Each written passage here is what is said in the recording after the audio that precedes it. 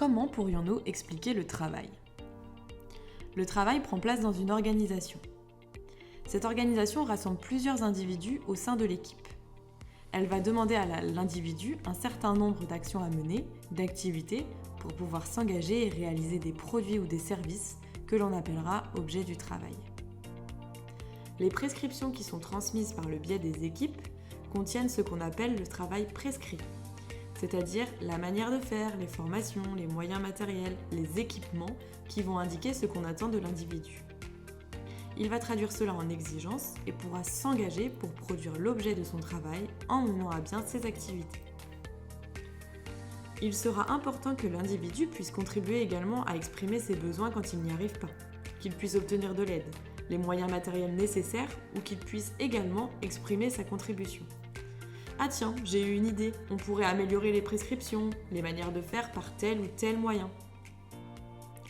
Pour ce faire, entre le travail prescrit et ce qu'on va appeler le travail réel, c'est-à-dire ce que la personne va réellement faire, il y a toujours des décalages. Il sera donc nécessaire que les individus puissent s'adapter aux aléas, aux contradictions entre le faire vite et le faire bien. C'est ce qu'on appellera les latitudes. C'est pouvoir s'organiser et pouvoir développer les compétences nécessaires pour le faire. Quand le travail fonctionne en bon équilibre, l'individu en retire une certaine satisfaction ou pas, et donc cette activité de travail aura un impact positif ou négatif sur son état de bien-être physique, mental et social, autrement dit, sur sa santé. Une fois l'objet du travail réalisé, il pourra être contrôlé par l'équipe qui dira « Oui, c'est exactement ça ce que l'on doit produire, c'est bien » ou « Oula, non, c'est pas tout à fait ça ». Tout cela définira les significations de l'objet du travail, c'est-à-dire lui donner de la valeur qui permettra à l'individu d'être reconnu pour la qualité des objets qu'il produit ou pour les progrès qu'il pourrait réaliser. Tout cela s'inscrit parmi d'autres collectifs, puisque chacun d'entre eux produit une partie des services de l'organisation.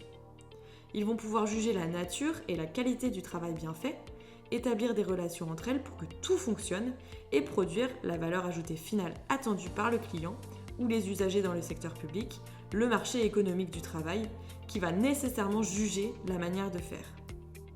Ils jugeront l'objet du travail car ces clients vont l'utiliser comme des services ou des produits fabriqués. Tout ceci finit par s'inscrire dans des trajectoires. Les trajectoires de l'organisation, son histoire, d'où elle vient, où elle en est aujourd'hui, son état de fonctionnement, sa maturité. Les trajectoires de l'équipe, les vulnérabilités, les sensibilités, les forces, les faiblesses. Et enfin les trajectoires des personnes elles-mêmes, leur histoire personnelle, leurs valeurs, leurs croyances, leurs expériences ou leurs capacités. Voilà, le travail c'est tout ça. Ce sont des déterminants qui doivent interagir en bon équilibre, mais qui peuvent aussi interagir en déséquilibre.